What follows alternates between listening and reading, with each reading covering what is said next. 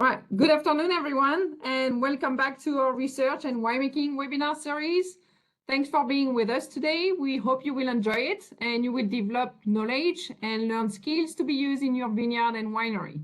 I'm Dr. Aude Watrelot, an assistant professor of enology and extension specialist in the Department of Food Science and Human Nutrition at Iowa State University, and I'm co-hosting this webinar with my friend and colleague, Drew Horton, who is a research specialist of enology at the University of Minnesota's Grape Breeding and Enology Project, who is currently in his hotel room in Michigan. Before starting the webinar, here are some instructions to follow. So the webinar is being recorded and will be available on YouTube by the end of the week, hopefully. The webinars of the past 3 years are already published and available with the link that I will share on the chat box. When you have any questions during each presentations or during the panel discussion, feel free to use the chat box or unmute yourself. So the chat box is accessible using the 3 dots that you can see at the bottom of your screen. Also, at the end of the webinar, we would really appreciate your feedback. So please take 2 to 5 minutes to complete the survey that will be shared. So today we will have 2 presentations of about 25 minutes, starting by Daniel Pambianchi, who is the author of Techniques of Home Winemaking, who will present and discuss the use and timing of water, acid, and sugar to make must adjustments in the winery. This presentation will be followed by a presentation from Katie Cook from Scott Laboratories, who will present on yeast rehydration, including a mention of the new GoFerm Sterol Flash yeast hydration nutrient from Lallemand.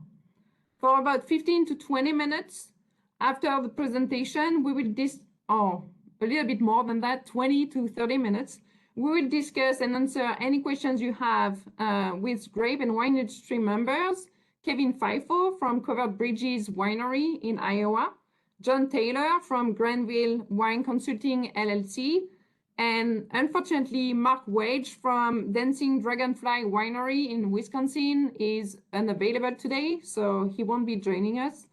But let's start by the presentation from Daniel first. And I'll introduce Daniel. And you will introduce him. Okay. Daniel Pambianchi is a well-known winemaking author, lecturer, and consultant, and a seasoned winemaker, both as an amateur and a professional, having owned and operated a small commercial winery in Niagara wine country in Ontario, Canada. His rather new best-selling book, Techniques in Home Winemaking, has become a go-to reference textbook by advanced amateurs and small winery operators alike. His new book, Modern Home Winemaking, describes the latest technologies, equipment, and products for making consistently great wines. His area of expertise is wine chemistry, in which he performs extensive studies in his wine analysis lab. He is a member of the American Society for Enology and Viticulture, the Australian Society of Viticulture and Enology, and the American Wine Society. Daniel, the floor is yours. Thank you. Thank you. Thank you, Drew. Thank you, Aude. Share my screen.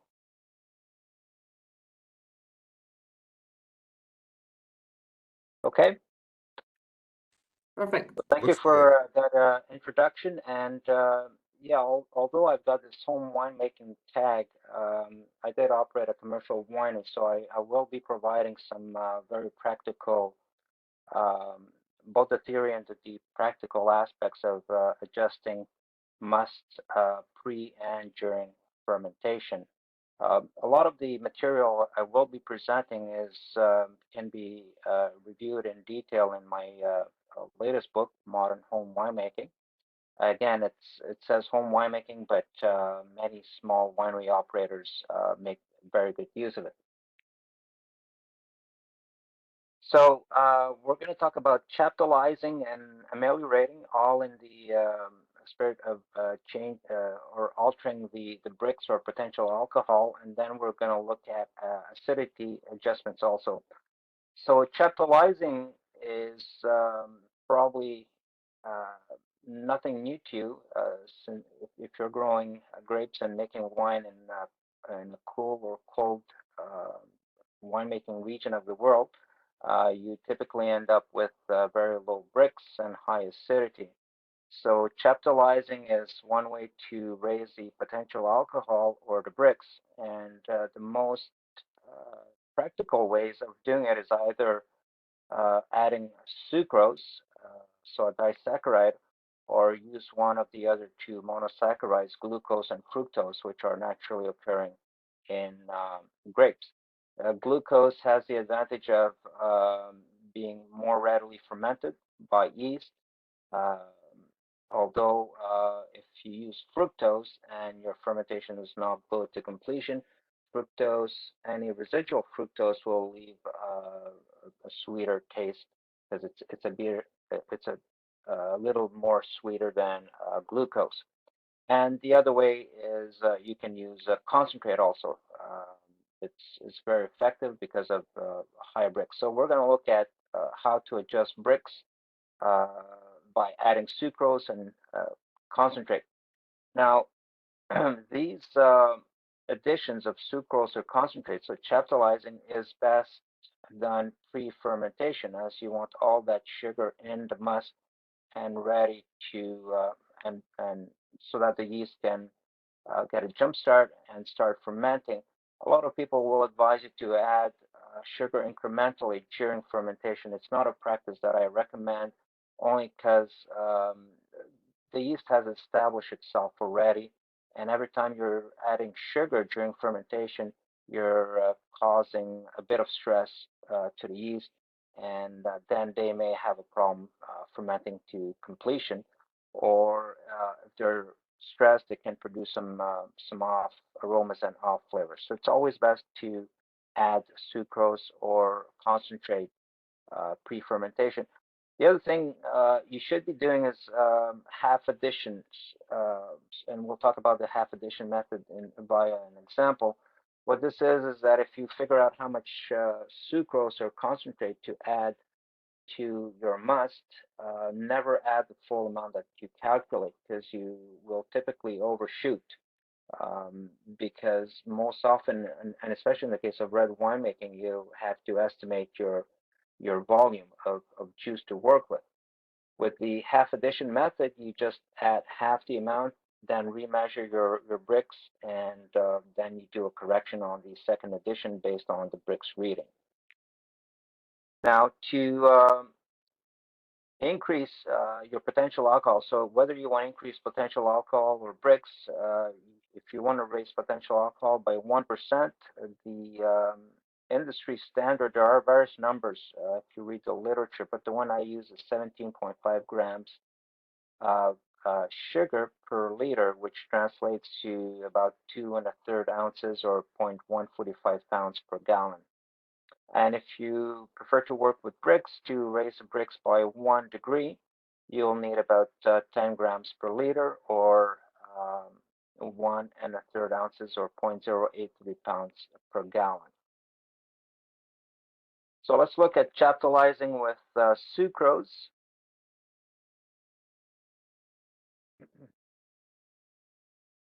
Just going to move something here. Okay. So whenever you add sucrose, I specifically added this picture here because that's really not the way I recommend adding sucrose right into the must. It's best to dissolve in some amount of juice, preferably, and there shouldn't be any heating required, and it's actually not recommended. You don't want to start heating up your juice. What you'll need is about 1 liter per 500 grams of sugar, and that converts into about 1/4 of a gallon per pound of sugar that you want to add. Now, the other thing you have to account for is the volume increase as you're adding all the sugar. It works out to about 285 mLs per pound. It may seem insignificant, but if you're adding 100 pounds of sugar, that's already 28 liters, 20 to 30 liters, which is about 7 to 8 gallons if I do a quick conversion in my mind. So in terms of planning for capacity, fermentation capacity, whether you're using tanks or whatever, you need to account for this so you don't have any overflow issues. And if you do want to use water to dissolve sucrose, be sure to acidulate your water to whatever measured total acidity of the must. And it is best to use tartaric acid, as that's the natural acid in grape wines. Now, in terms of the half addition method, what you do is you calculate the amount of sugar needed for your target Brix or potential alcohol based on your estimated yeast volume. And then you add half the calculated amount and then remeasure Brix or potential alcohol. And as I said, then you adjust your second half addition based on the newly estimated yield volume. So let's look at an example to see how this all works. It's actually very simple. So let's assume you've got 1,000 pounds of red grapes and you've estimated a volume of about 70 gallons. So this is the actual liquid and not the total liquid and solid volume. So you're estimating a yield of about 70 gallons, and you've measured 22 Brix, which if you use a factor of 0.57, a Brix to PA factor, 0.57, that translates into 12.6% potential alcohol. And if you want to target, for example, 24.5 Brix to get to 14% alcohol, so we need to increase Brix from 22 to 24.5, so that's an increase of 2.5. And then the calculation very simply is the 2.5 Brix increase multiplied by the factor of 0.083 pounds per gallon, and you've estimated 70 gallons. That'll give you about 14.5 pounds of sucrose to add. So, as I said, do not add the 14.5 pounds right away. Do the half addition method. So 14.5, you take half of that, it's about 7.25 pounds of sugar. So that's what you're going to add into the must. You stir it in really well. You might want to wait a couple of hours, maybe even overnight, before taking another measurement. So in this example, let's say you remeasure Brix and you measure 23.1 Brix instead of 23.3, because if you added half the amount of sugar from going from 22 to 24.5 Brix, the halfway point would be 23.3, but you've measured 23.1. So it's lower than you expected. So you got an increase of about 1.1 Brix instead of 1.3. So that means that your volume, your estimated yield volume, is greater than 70 gallons because your Brix only increased by 1.1 instead of 1.3. So the nice thing about this half addition method is that you can now have a better estimate of your yield.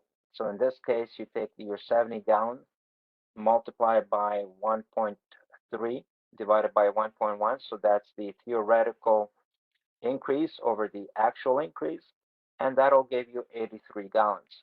So even though your Brix is only off by 0.2, you can see that it can make a big difference in terms of your estimated yield. So now to get to 24.5 from 23.1 Brix, we need to increase Brix by 1.4. And not only do we need to increase it by 1.4 Brix, but now we need to increase it in 83 gallons and not the original 70 gallons.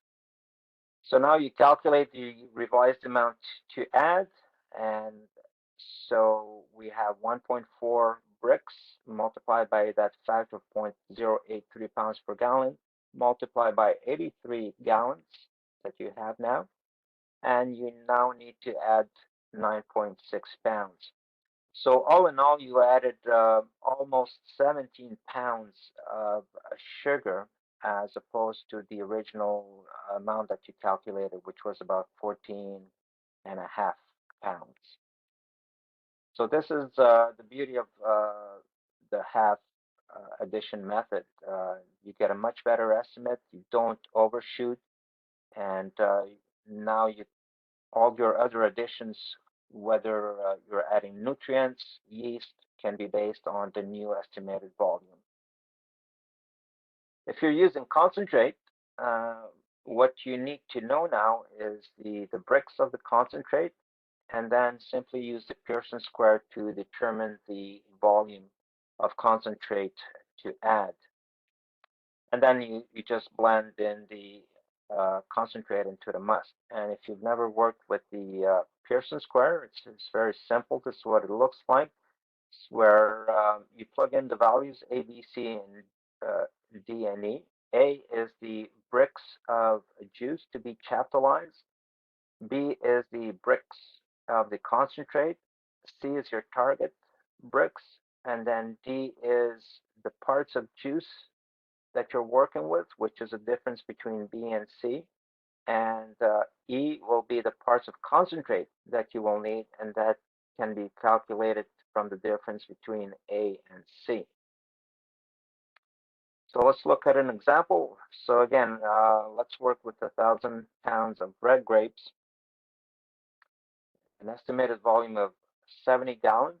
Your Brix is at 20, which is about 11.4% potential alcohol. And you want to bump that up to 24.5 Brix, so you get about 14% potential alcohol. And now you're working with a concentrate that's about 60 Brix. So what you do with the Pearson square, you plug in the values. So this is your juice or your must at 20 Brix. You then this value 60 is the Brix of the concentrate.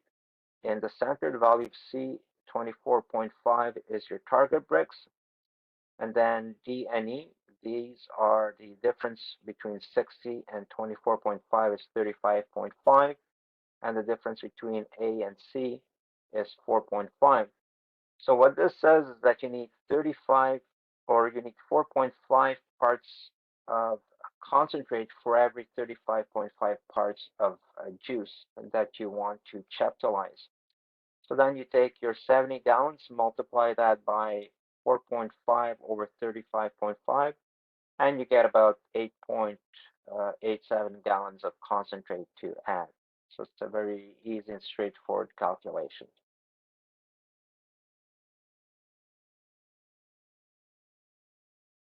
You probably will seldom have to ameliorate if you're in a cool or cold grape growing region of the world. You typically have to chaptalize, but let's look at the ameliorating, which is the practice of adding water now to lower Brix or potential alcohol if those are too high.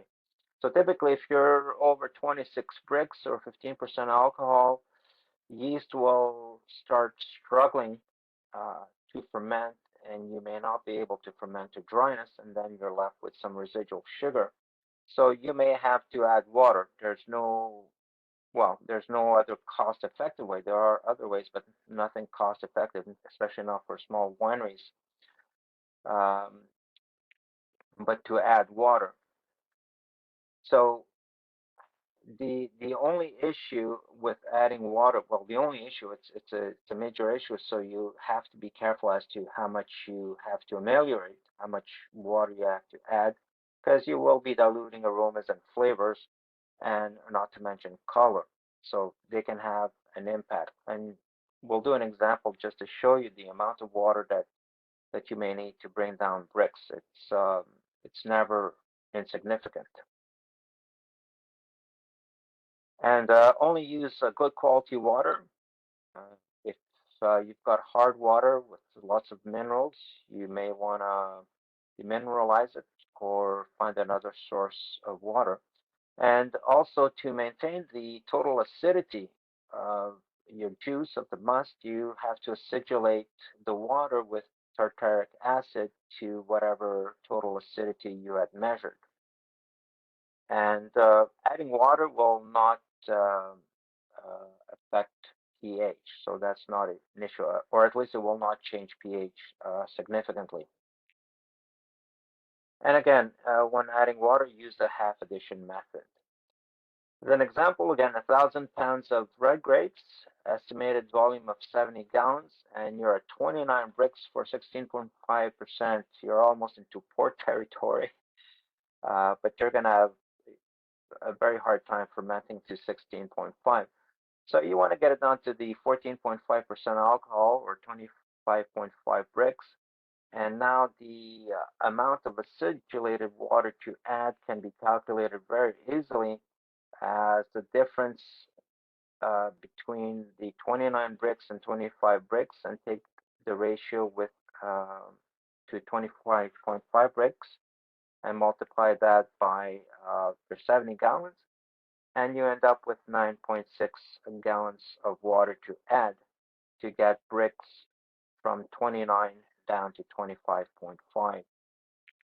So you can see you still need a significant amount of water, 9.6 gallons, which is, if I do a quick calculation, it's between 13 and 14% of your total estimated juice volume. So it's not insignificant. So now you're going to add half the calculated amount of water, so 4.8 gallons. You're going to remeasure bricks. Now let's say you remeasured 27 bricks and you were expecting 27.3.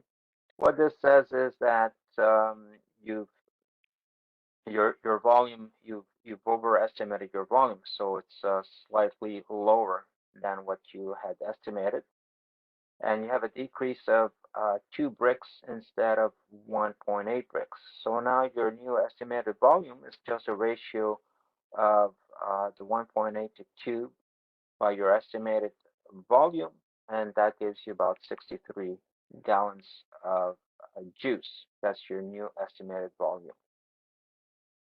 Then you calculate the amount of acidulated water to add for the second addition, and you end up, so now we need to get from 27 down to our target of 25.5. So you take that ratio and you multiply by the new estimated volume of 63 gallons, and that gives you 3.7 gallons of water to add. Okay, let's look at acidity, which is almost always an issue when making wine from grapes grown in a cool or cold climate. Now, the challenge with adjusting acidity and pH is that you don't know the acidity profile, so you need to predict the acidity and pH changes during alcoholic fermentation. So whether you have a greater proportion of tartaric acid to malic acid, you can expect different acidity and pH changes during fermentation, as opposed to if you have a higher ratio of malic acid to tartaric acid. And again, if you're growing grapes in a cool or cold climate, you will typically be in the scenario B here, high malic acid, and smaller amounts, relatively smaller amounts of tartaric acid. So let's look at how to adjust acidity up or down. You'll typically want to adjust acidity down in our case here. Now, it's always best to make adjustments pre-fermentation and only small adjustments post-fermentation. It's never good practice to make large changes after fermentation because the wine is trying to integrate, and now you're going to be making major changes. So make all your adjustments in the juice, especially if you need to deacidify, because when you're deacidifying, you're creating a lot of carbon dioxide gas. And if you do that in wine, you're going to start blowing off some of the aromas and flavors. So that's another reason why you want to do it pre-fermentation. Now, establish your desired total acidity and pH. You should have some targets, and then conduct bench trials. Don't make adjustments yet to your whole batch. Do conduct bench trials. Try the acidifying or acidifying, whichever, and look at the impact of pH. And then once you've figured out what you need to do, you can look at different strategies. So if you need to deacidify, one of the most common ways is to use a carbonate salt. So whether it's potassium bicarbonate or potassium carbonate, and these carbonate salts will reduce tartaric acid. They will not reduce malic acid. If you do want to reduce tartaric acid and malic acid, there is a procedure called double salt precipitation, which I'm not going to discuss here because it is quite involved, but it's a procedure that will reduce tartaric and malic acids in equal amounts, but you really have to know what you're doing because you're going to be taking part of the must to a very high pH level and in the area of 6 to 7, which exposes it to microbial spoilers. So this is why this procedure is a bit tricky. Now, for the alcoholic fermentation, you can use a yeast strain known to degrade some of the malic acid if you do have high malic acid. And I've listed a number of such yeast from different vendors, Lallemand, Laford, Enartis, Renaissance, and AB Biotech. Moriband B is one that I think it can degrade up to almost 50% of the malic acid. So this is one strategy you can use for deacidifying malic acid. You can also conduct a malolactic fermentation if the style permits it. In most cases, in red winemaking, you'll put the wine through malolactic fermentation, not always the case for white winemaking. The other strategy is to blend with a lower total acidity juice. There are some practical considerations here. Of course, you may not have always extra juice with lower acidity on hand to do some blending, but this is a strategy that's available. And of course, you can always add water and ameliorate to bring your acidity down. And the other strategy, it's not pre-fermentation, but this is at the wine stage. Actually, it's one of the final treatments is to cold stabilize your wine to reduce tartaric acid. So let's look at the deacidification example in by using a carbonate salt. So we've got 1,000 pounds of red grapes with 70 gallons of estimated juice, and we've got a fairly high TA that we want to, 12.0 grams per liter that we want to bring down to the 9 grams per liter range.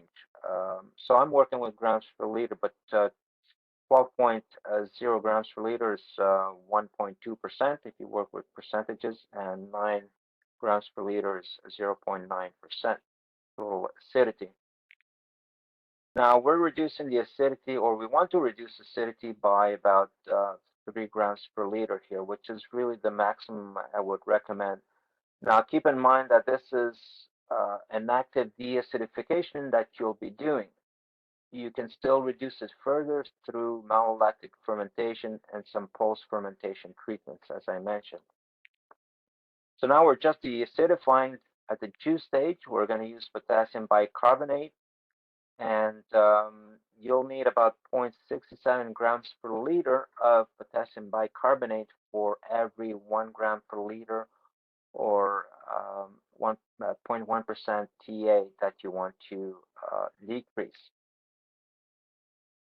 So as an example, we calculate the amount of potassium bicarbonate to treat the juice. So we want to reduce acidity by 3 grams per liter, multiplied by the factor of 0.67 in 70 gallons. And then you've got to apply the conversion factors. You've got 3.78 liters per gallon. And there's 454 grams per pound.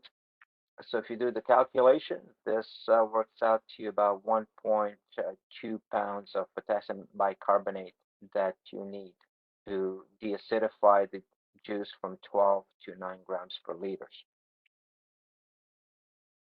So again, here you'll have the calculated amount, you'll remeasure and recalculate, and then do the second addition. I'm not going to go through we don't have time to go through those details, but it's the same way as we had done for chaptalizing and ameliorating.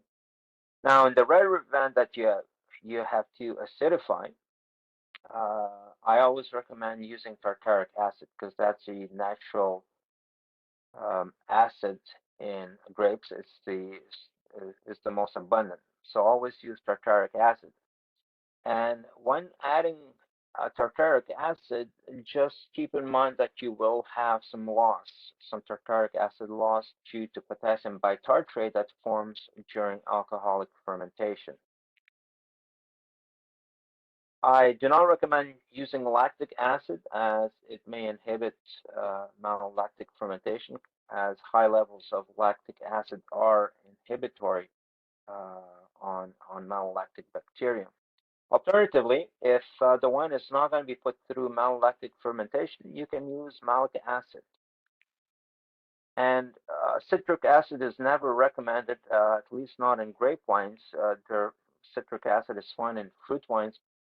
The problem with citric acid is that if you put the wine through malolactic fermentation, some of the citric acid gets converted into acetic acid, which is volatile acidity, and also diacetyl, which is a compound that gives those buttery aromas to wine. So you want to avoid citric acid if you're putting the wine through malolactic fermentation. For adjusting acidity, calculate the amount of tartaric acid needed for your target total acidity or pH based on the estimated yield volume. Again, do the half addition method. So add half the calculated amount, remeasure your TA or pH, and then adjust your second addition based on the newly estimated yield volume. So as a quick example of acidification using tartaric acid, let's say you're working with the same 1,000 pounds of red grapes, 70 gallons of juice, and you want to increase your TA from 4.5 grams per liter to 6.0. The calculation is very simple, so it's 1.5 grams per liter increase times your volume multiplied by those two factors, and that gives you just under a pound of tartaric acid to add. And again, do the half addition method so you don't over acidify.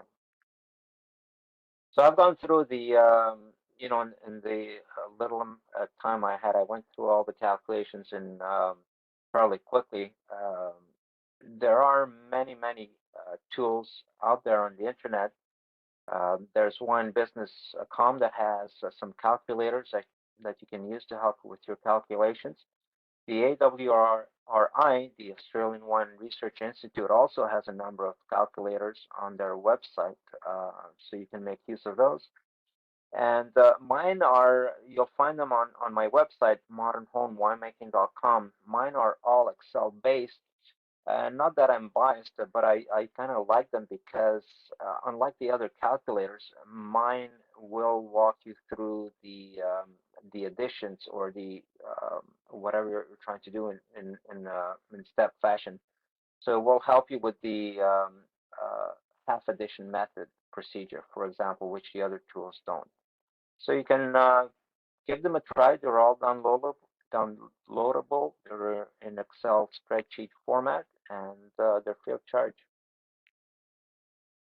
How are we doing on time? Perfect. Okay. Thank you so much, Daniel.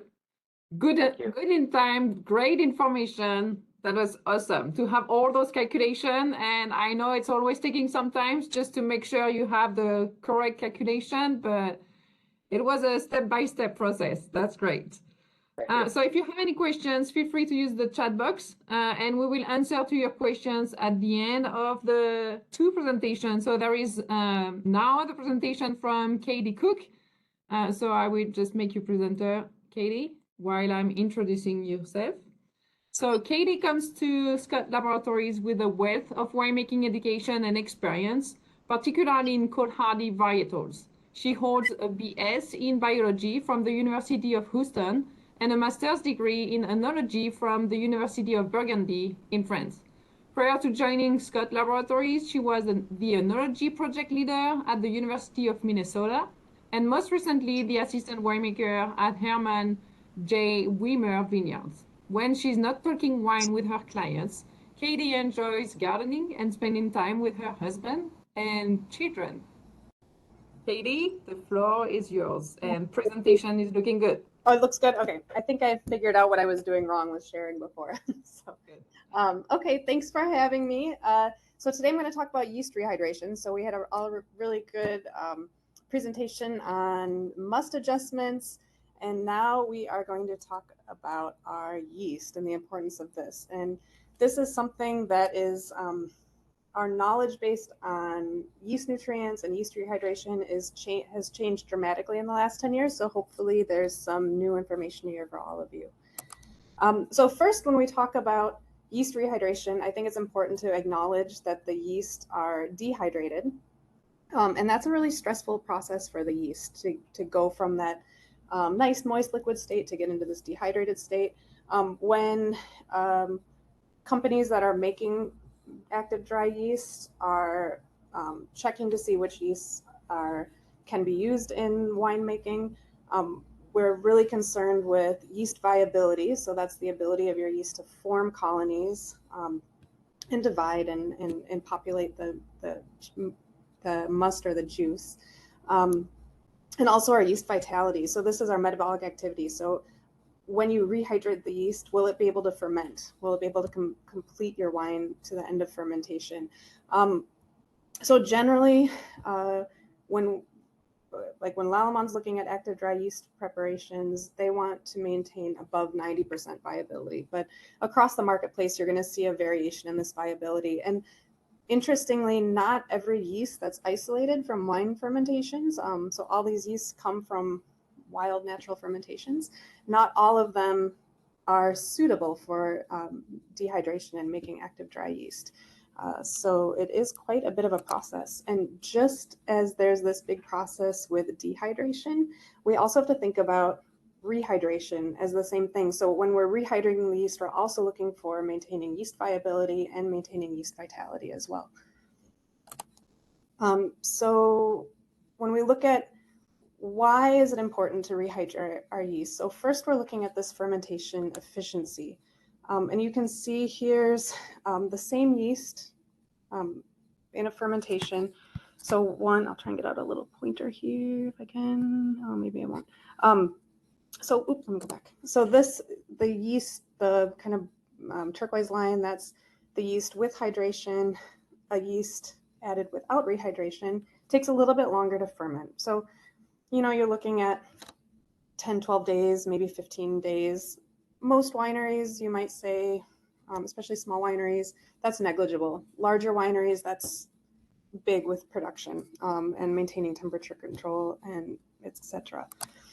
But that's not all yeast. So some yeast, that actually is a huge difference. So here we're looking at a different strain of yeast with hydration. So fermentation time takes about 10 days. And then you're looking at kind of a sluggish fermentation without rehydration, so longer than 20 days. So yeast genetics plays a big role in how they respond to this rehydration as well. And then you can look at, so there's kind of a new trend toward promoting direct inoculation cultures. So these direct inoculation strains. Lallemand has always identified strains that you can direct inoc.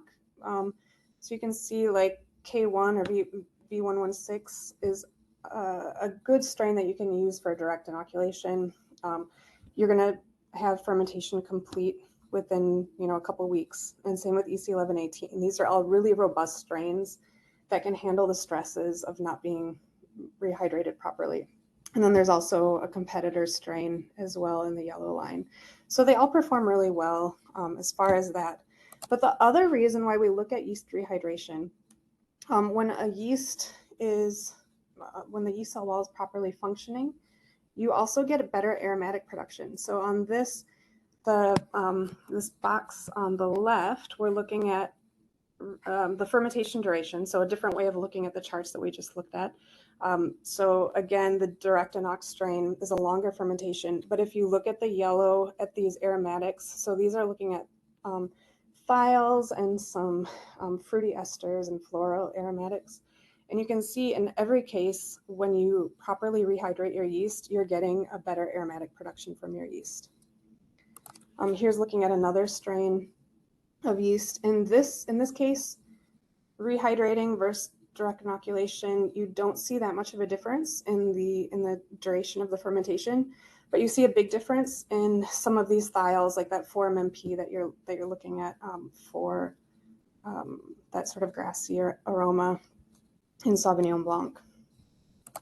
And another yeast, so this is again looking at your thiols, the citrus, tropical, grassy aromatics. Again, the fermentation duration, very similar on these, basically no difference, but huge differences in the aromatics produced by your yeast. So if you're going through all the work of choosing a yeast strain from, one of like our catalog or anybody else's, and you're saying, oh, I want to choose this yeast because I want that citrus aroma, I want these floral aromas.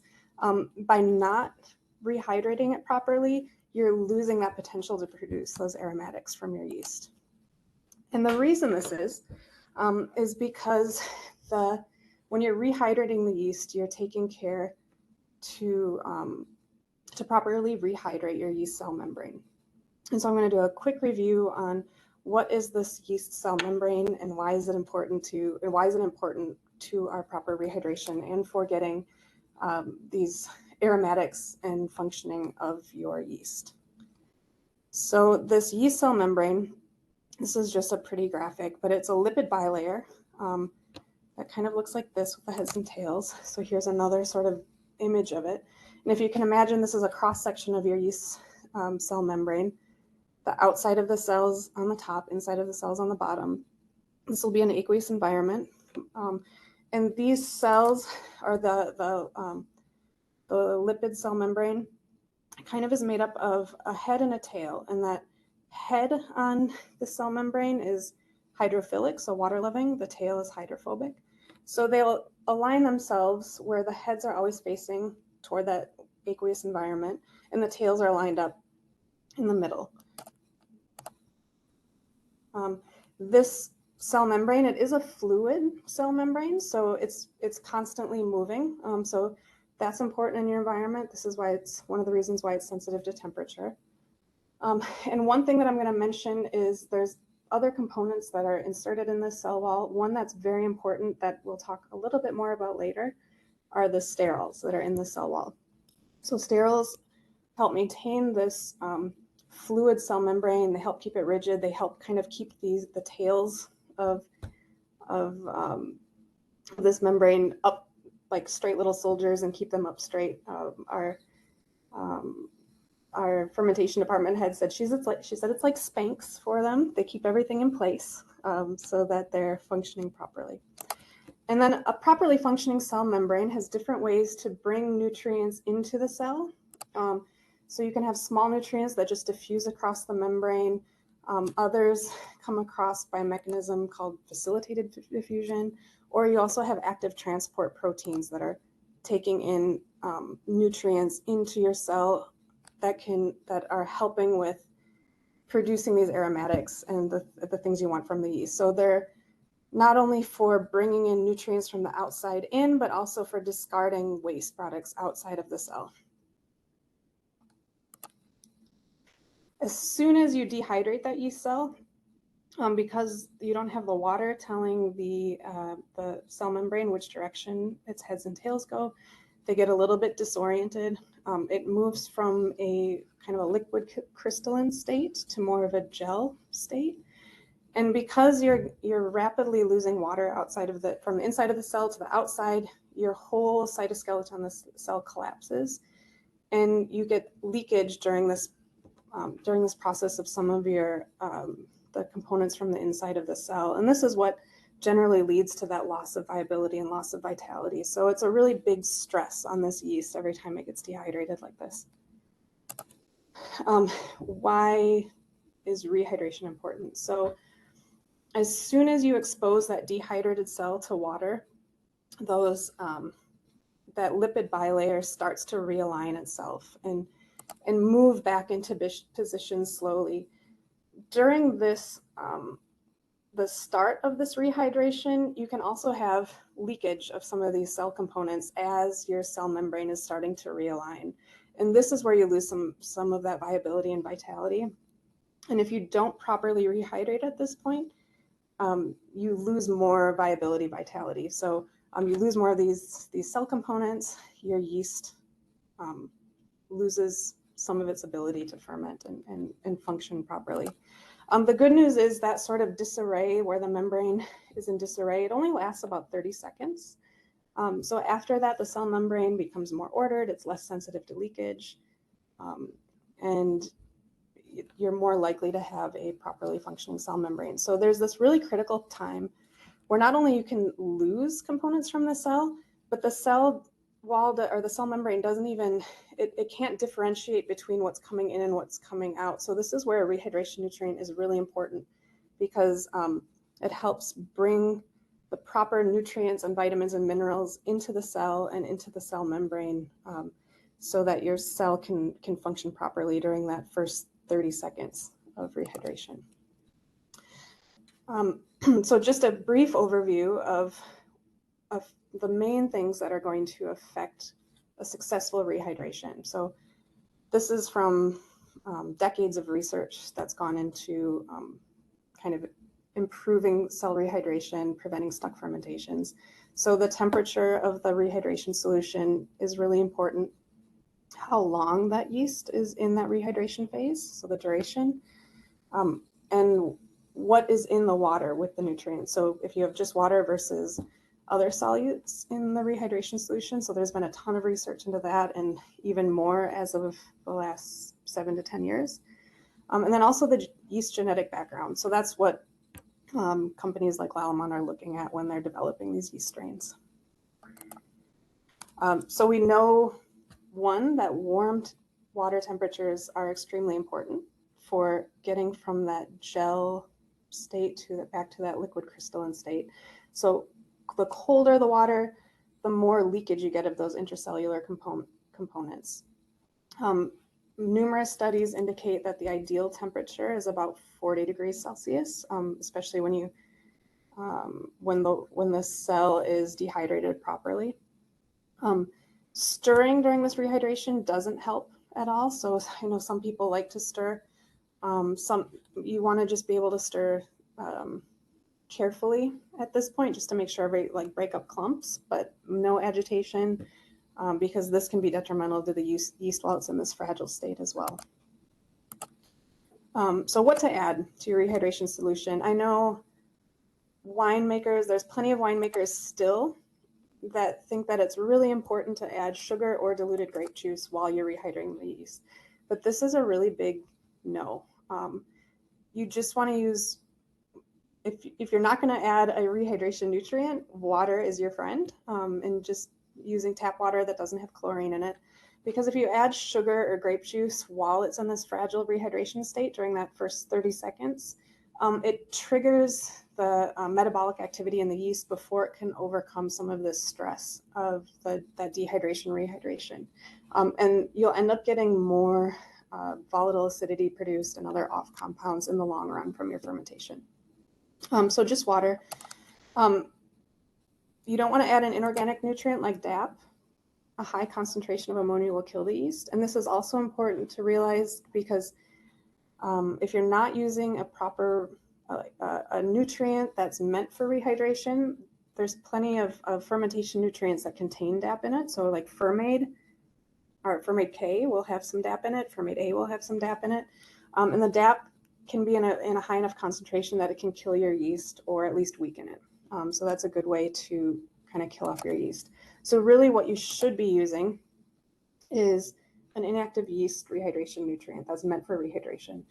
So during this leaky stage is when it can take in these critical nutrients. And the best way it can do that is by using an inactive yeast rehydration nutrient. So lots of studies showing different benefits of this.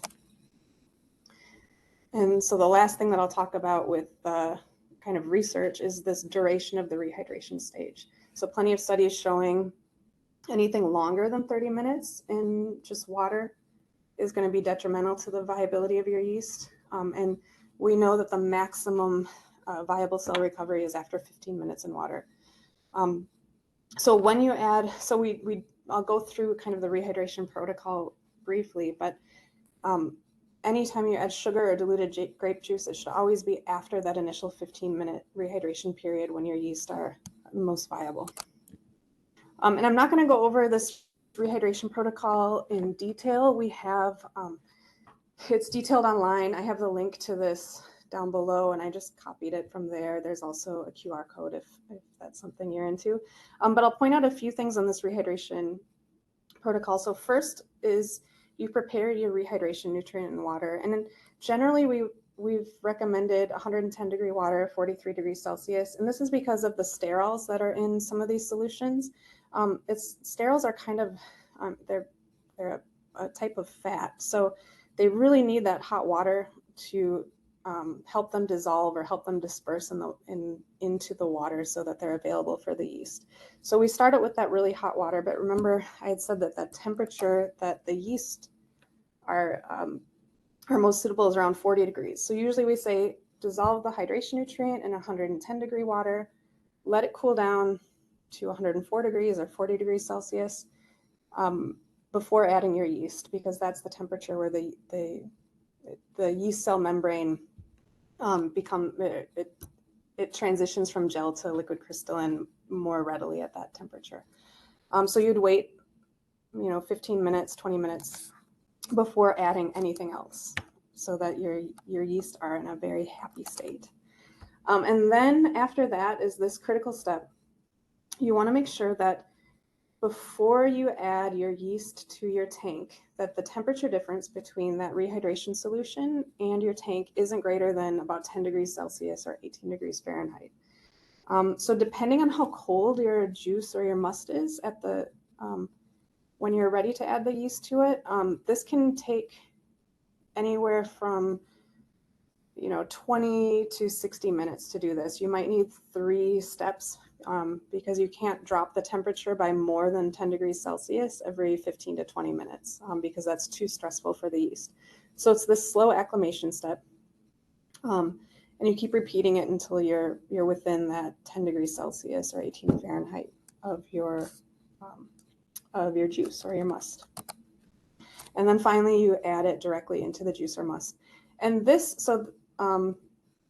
is a nice kind of graphic showing that you add it directly to the bottom of the tank, and you can pump in your juice right into this tank to make sure that it's well mixed. So kind of the old way of looking at when you're pitching your yeast is that people will say, oh, you put it in one corner so you have a concentration, or you dump it in on the top of the tank and let it slowly kind of get acclimated and mix in with the juice.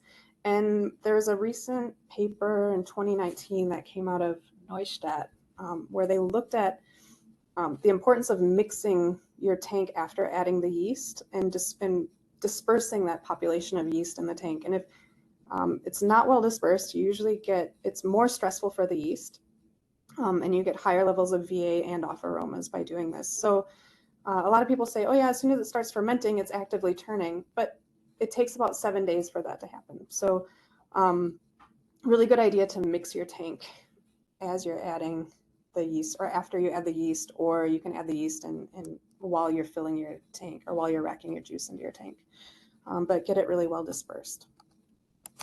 All right, so coming back, remember I said I was going to talk again about sterols and the importance of sterols. So coming back to this slide to remind you of how these sterols help with that fluidity and rigidity of the cell membrane. So we know that sterols, I've already mentioned, it helps with that membrane integrity because it helps maintain that fluidity of the membrane. Sterols are also really essential for yeast adaptation to all these stressors of fermentation. So if you're in a high sugar environment where you're going to have high ethanol at the end of fermentation, or if you're making ice wine where you're starting out with really that high osmotic stress, the sterols help that yeast adapt to those stressors and really helps it avoid stuck fermentations. And really, if you look at sort of the evolution of rehydration nutrients from Lallemand, the first rehydration nutrient, GoFerm, it's, back in 2000, I'm sure there's people on this call that might not even remember that far back, but already 23 years ago. And really our goal with the first rehydration nutrient with GoFerm was just to avoid stuck fermentations. So to make sure that you got some nutrients into the yeast, we wanted to make sure that we got toward the end of fermentation, because stuck fermentations used to be really, really common back in the day. By 2013, we knew the importance of these added sterols and how they help with aroma production and optimal cell function and our cell membrane function, and increasing your adaptation to stress for the yeast. And now we have kind of the next generation of yeast nutrients is this GoFerm Sterol Flash, which I'll talk about just briefly. So GoFerm Sterol Flash, the really big advantage is that it's this microagglomerated formula. So any of you who have used GoFerm or GoFerm Protect in the past, you see that this picture on the right, that powder formula, it's messy, it's sticky, it's hard to clean out of your buckets. This new formulation, it is able to dissolve instantly in cold water. Helps out a lot. So here is, to help kind of speed up your yeast rehydration. So here's a nice little video. Oops. A nice little video showing, so this is a glass of cold water. Why is it not showing my video? There we go.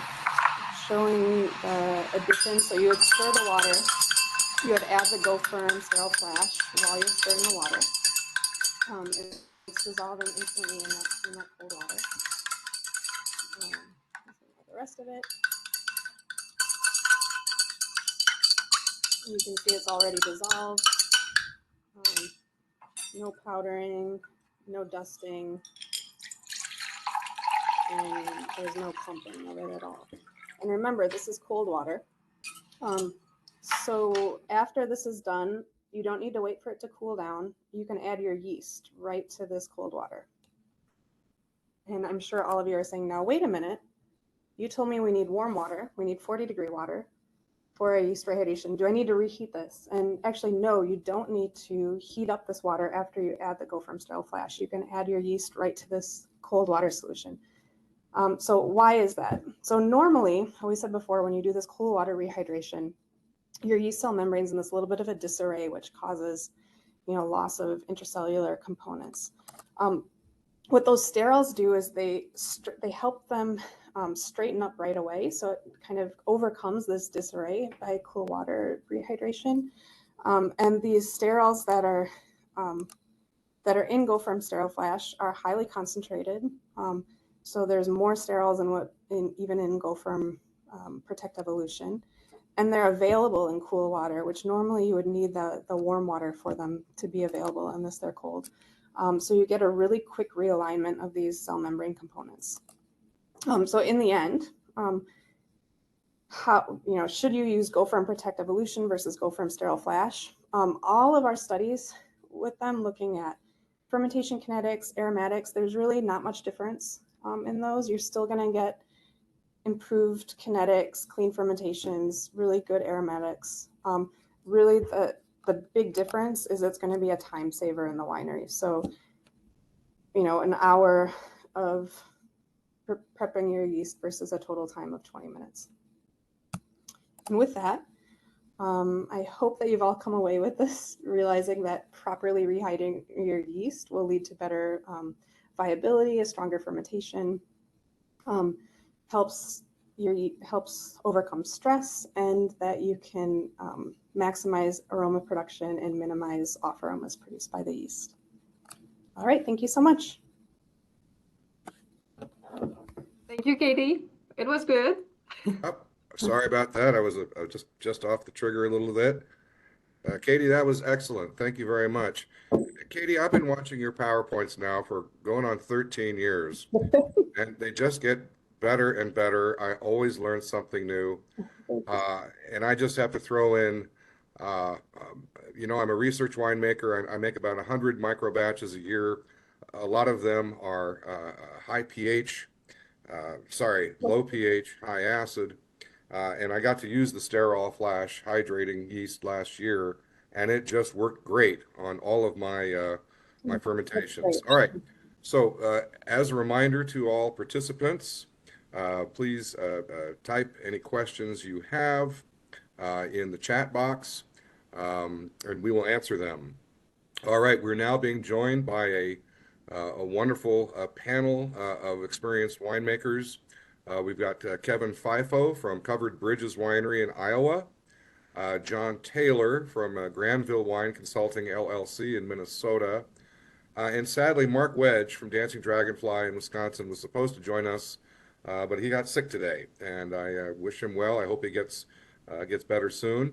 Ode, do we have any questions posted in the chat box? Yes, we do.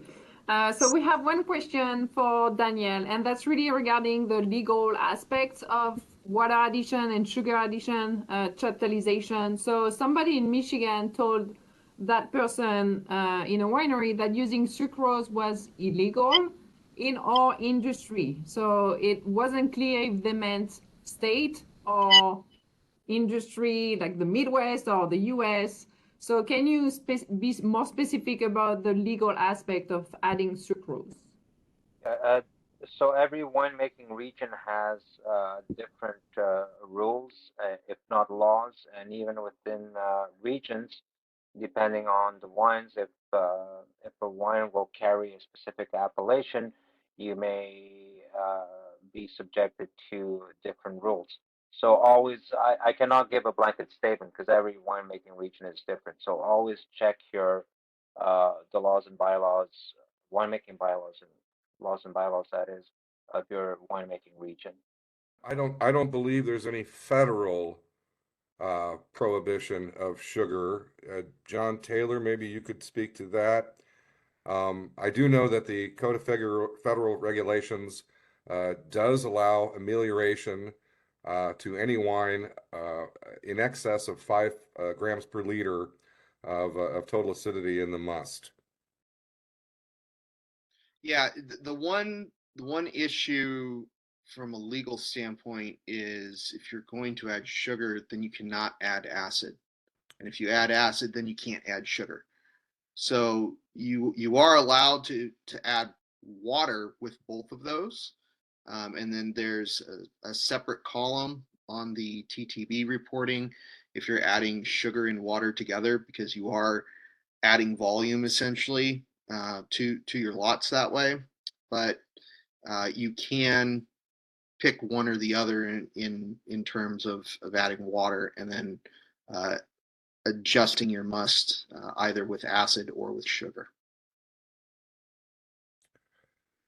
There was one other question, Ode, that came earlier from a mead maker.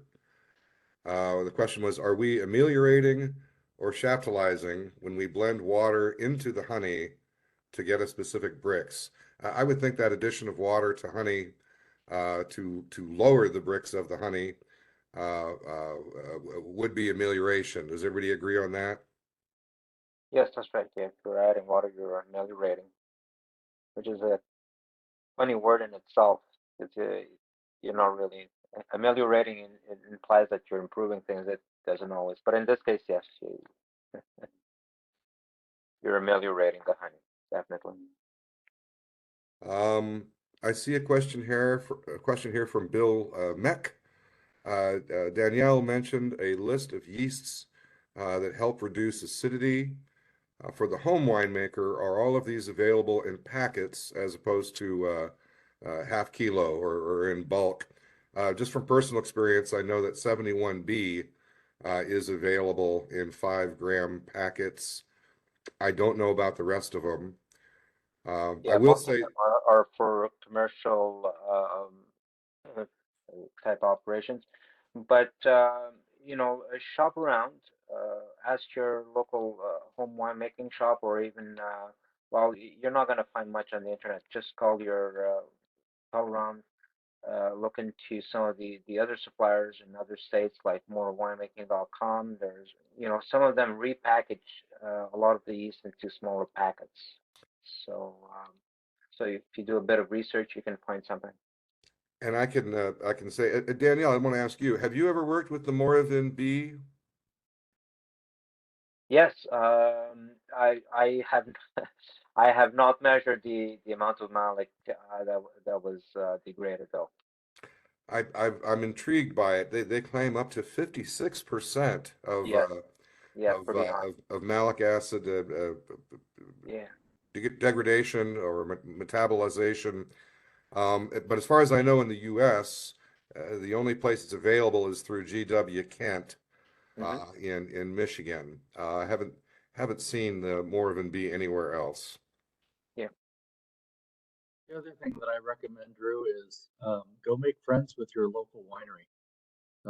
Go introduce yourself to the winemaker. I love it when the amateurs are coming through here, and many times, it's easy for me to peel off 5 or 10 grams of the yeast if they want to try something at home. Absolutely. I also from time to time I will support the efforts of gifted amateurs with a little donation of a few grams of yeast or nutrient or something like that. I do agree that all home winemakers should make a friend with a local commercial winemaker, no question about it. I see a question here from Amanda Fleming to everyone. Oh, Drew, I just looked up. Moravin B is available on crush2seller.com. It's CRUSH2, the number 2, seller.com, out of Oregon. Awesome. Thank you for that, Katie. It's good to have some competition in the supplies business.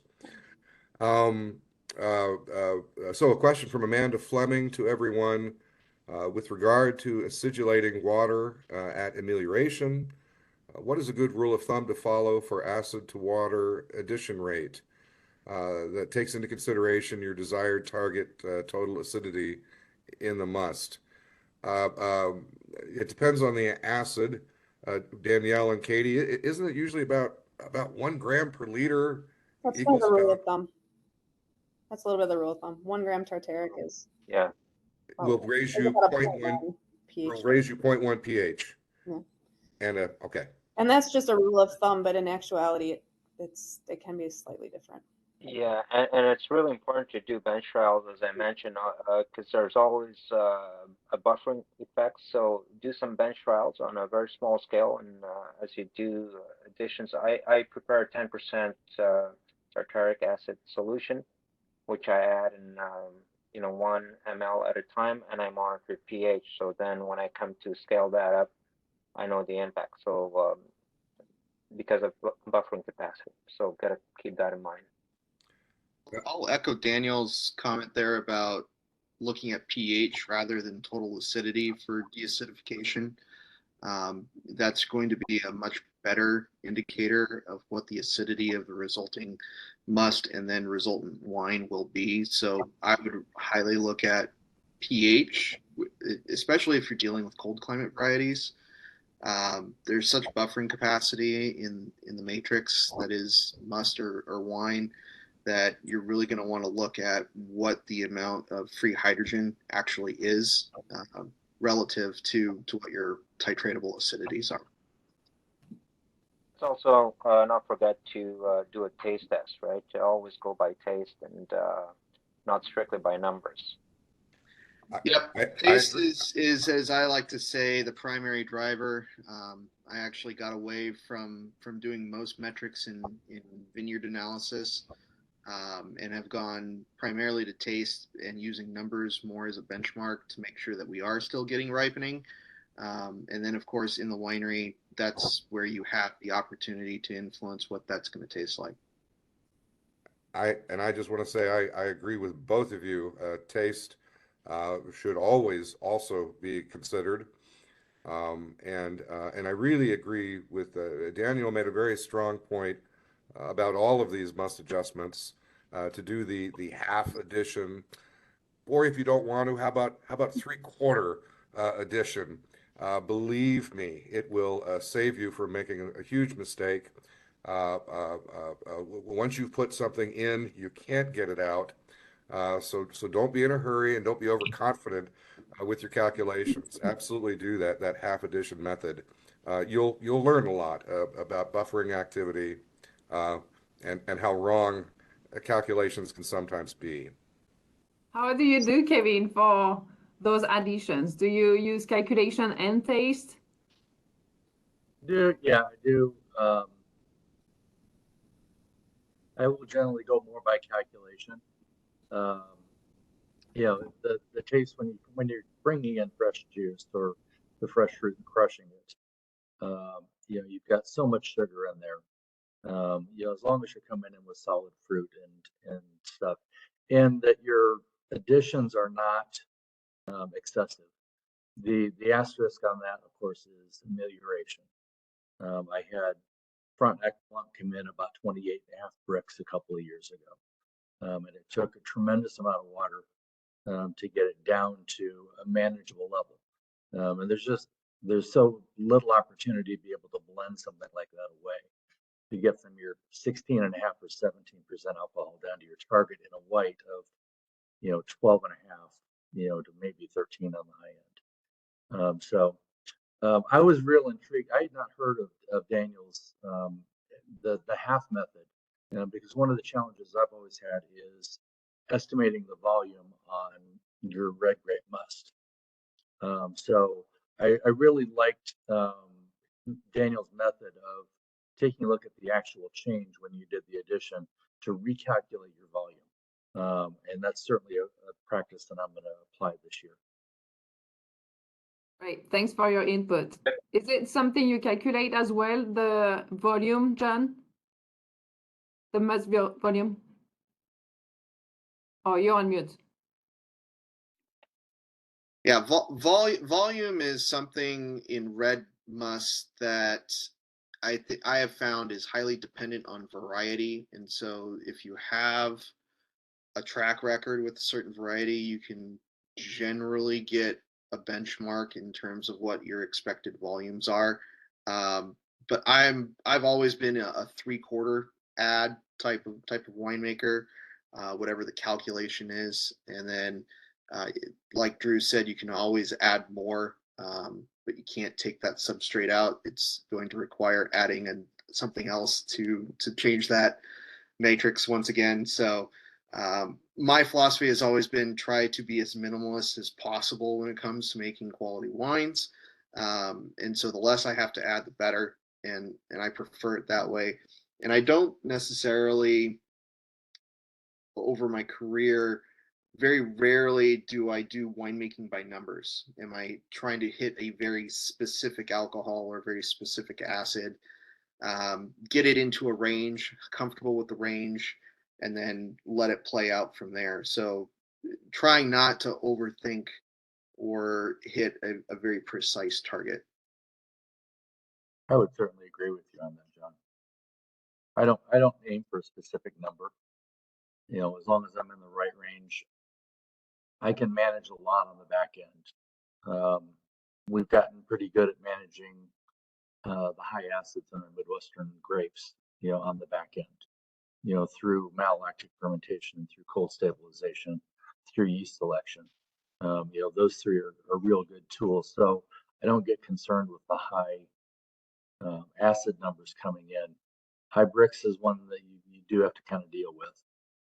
I would ask a question of the rest of the panel. In Daniel's presentation, when he was looking at deacidifying, chemically deacidifying, looking at no more than 3 grams per liter. I typically have used about half of that number as my upper limit. Do you, John, or do you have an opinion on that? I hate chemically deacidifying.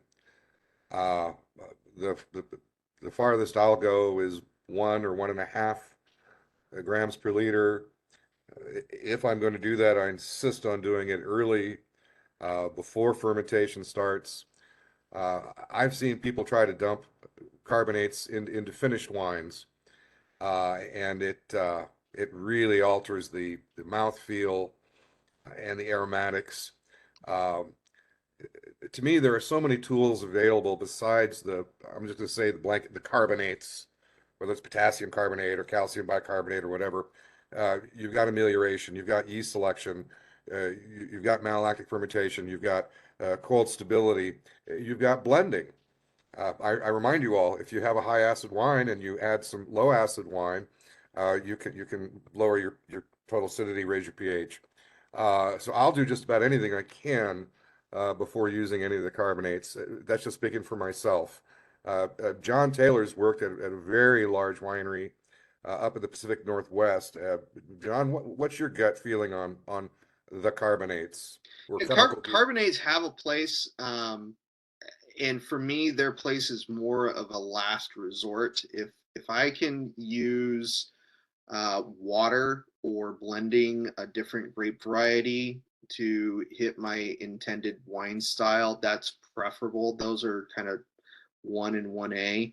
And the earlier you do it in the process, the better results you're going to have. That said, if you are going to salt, in juice, in must is the time to do it. And I'm very much in the 1 gram, 1.5 max. Otherwise, there's, for lack of a better term, there's just a soapy like quality that ends up resulting in the wine, even at a pH of 3.6 or 3.65. It feels like it's almost a pH of 4. And so I try to stay away from the salts if I can, but that said, sometimes there is only so much that you can do. Water really is kind of the best, I think, deacidifier, because you get the opportunity to hit what your ranges are, both from an alcohol and an acid standpoint. I know some newer, less experienced winemakers are always concerned about dilution when using water, and I've even heard some people say that's cheating, and I'll make no opinion about that. I deal with almost exclusively these cold climate University of Minnesota grapes, and specifically Frontenac. Any of the 3 Frontenac grapes are notoriously high in acid, notoriously low in pH. But one thing they're not low in is flavor and color and concentration. And I've whether it's Frontenac or Front Gris or Frontenac Blanc, they seem to tolerate water additions very, very well. And again, that's from personal experience. Um, I see we're getting down to about 10 minutes or so. There is one other question, unless anybody has any other important comments. There is just one additional question related to potassium carbonate addition. So one person is asking about, do they need to do racking or centrifuging after using potassium carbonate? And after how long after the addition, if so? Does anybody wants to explain what is the steps after using potassium carbonate? Yeah, so what I recommend is deacidifying part volume, as there's a lot of CO2 gas generated, and that can cause a wild eruption if you're working in a pipe tank. So do a partial volume deacidification, and when that is done, transfer that portion into the rest of the tank, mix it all up, and there's no real need for a racking, because you're going to be putting the whole thing through alcoholic fermentation. So just wait till the end of fermentation to do the racking. Thank you. All right, I see a question from Dorothy O'Brien at Wide River Winery in Iowa. She asks, is there any downside to having such a large reduction in malic acid, like with the Moravian B as in beta? And again, I've never used Moravian B, so I can't really speak to that. again, I think we're, especially with the Frontenac family of grapes, uh, chopping the malic acid in half seems like a noble cause. And so I don't think there is a downside. Katie, do you have any? There is, so it depends. I don't know the mechanism for Moravan B, but most of these, it's either a malic acid to ethanol change, or it's malic to glycerol. So it depends on the pathway. So you could, I guess the downside would be you're maybe increasing your ethanol concentration, which can have some impact. That would be the major downside I see there. So you might change your profile of the wine, but with the Frontenacs, most of the time for red wines, you're looking at doing malolactic fermentation. So you're going to add a bacteria where you wanted to decrease where you're going to remove basically or transform all of your malic acid. But most bacteria, when you get above that like 7 grams per liter of malic acid, the bacteria can't actually transform all of that. So being able to reduce some of that in the beginning actually helps your bacteria be able to transform the rest of it. And it's because the lactic acid becomes toxic to the bacteria and kills it off at high concentration. Yeah, exactly. So if you're looking to converting the malic acid and you've got a very high content and you're going to put the wine through MLF, you'll run into problems running your MLF. So you may need to do some malic degradation using some yeast before the MLF. Great, thank you. Sorry about that. You're fine. We have Right. one last question so far. So that's more related to the climate change. So warm or hot climate can see higher percentage of amelioration on later ripening grape varieties. To account for some of this, could you use saignée to maintain color? What do you think about that? It's a common practice to saigner either the entire portion of your water addition or a half portion of what your water addition is going to be, and that will end up resulting in both a lower alcohol, but you also won't see as large of a gain when it comes to the water addition itself to the must. So there's an opportunity there to have a little bit more control essentially over what your resulting color and it does spin off Saunier, of course, to bleed. So if you're doing red grapes, then you now have opportunity to make rosé off the same thing. So oftentimes with Saunier, I will put that in a barrel to ferment separately and then blend it back into a larger rosé lot. Because if a lot of these rosé grapes are typically lower alcohol and high acid to begin with, and so something with a little bit higher alcohol and color necessarily after 12, 24 hours on the skins is a welcome blender to that rosé. Yeah, because I think that's coming to become a concern more and more, the change of climate, especially with the high degree bricks. So even if right now you're not focusing on specific numbers, that's probably something that you will focus on more and more. Is that right, John and Kevin? Yeah, To I'll avoid echo getting Kevin's too high alcohol. sentiments on seeing 28 bricks Frontenac family. I've seen it in both, in all 3 varieties. I've seen 27.5 on Gris. I've seen 28 on Blanc. I've seen 28.5 on Noir. And one thing I do see with cold climate grape varieties is that they actually run potential alcohol a little low compared to what my usual standard is conversion for vinifera. They tend to run about 1.5 bricks high compared to what their final alcohols end up being. And so it's kind of this whole thing about must adjustment. You're looking at like we were saying, a range, and being on the lower end of the range with the cold climate varieties is not necessarily a bad thing. Actually, I think it's something that it has going for it with climate change. So there's a massive opportunity with those families of grape varieties, because you are going to maintain a more drinkable table wine, if you will, if that's your goal.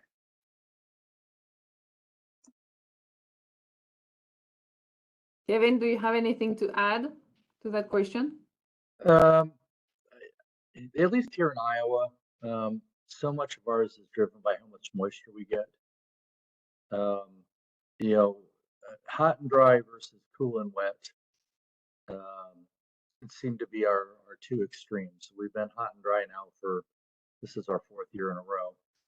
So maybe that is a sign of something changing, but you know, coming in a little bit cooler, acids are going to be higher. Getting more rainfall is going to tend to water the fruit down, and it just creates so much chaos with the chemistry of the juice coming in some years. With all that water coming in very late, it'll throw acid levels and pH levels way out of whack. So you can get high acid and high pH wines, which are or juices that are tough to deal with and try to bring back into balance. So water seems to be our bigger driver here in Iowa, as opposed to temperature. We like hot and dry here. We have a notoriously short growing season. Drew, as you do, even shorter up there in Minnesota. You know, we go from about the 1st of May, and we're typically picking Edelweiss by about the 20th of August. So, you know, and then by, you know, mid to late September, you're starting to run the risk of a late or an early frost coming on and ending your growing season. So we welcome the heat, at least here in Iowa for right now, with our cold climate varieties. Yeah, drought I've found is to be beneficial in the Midwest, and the commodity farmers don't like it, but the vineyards seem to love it. Wet, cold years in the Midwest, I ran into what's the word I'm looking for? Substrate that doesn't want to metabolize in the grapes and requires additional enzymatic activity to break down for filtration problems. And so the time to do that is in juice. So if you have a cold, wet year, looking for enzyme cocktails that have beta glucose activity, as well as cellulase and hemicellulase activities, are definitely advised during the juice stage. You can use it in wine, but if you've got sugar at play in those final wines, now you're talking about re-fermentation before getting filtered, and a lot of your work's going to have to be recreated on the back end of that. So as with all adjustments, the more you can do up front in juice or must is definitely preferred. Yeah, I hope winemakers will look at the juice or must period as a great opportunity, an opportunity to accurately measure what the crop has given you, and then an opportunity to work to create an ideal environment for the yeast and the bacteria. If let's face it, what is an ideal environment? Oh, about 23 or 24 Brix, maybe a pH of about 3.3 or slightly higher, and God help us all, 6 grams of acid or less. This starts to sound like vinifera, of course. But anyway, you do have an opportunity with the must to make adjustments early and to make a better environment, a more healthy environment for the yeast and the bacteria to do their job correctly, without stressing, without making off aromas or flavors. Would you agree with that, Katie? Seems like she would. I was muted. Yeah. All right. Ode, I think we're just about over. I see it's 4:29. Yep, just 1 minute to conclude. And Ode is about to remind you, but I'm going to remind you that all of the 3 years of previous webinars are on Ode's channel. and that is available as the first post on the chat box here today. Aude, thank you for your constant collaboration. The floor is yours.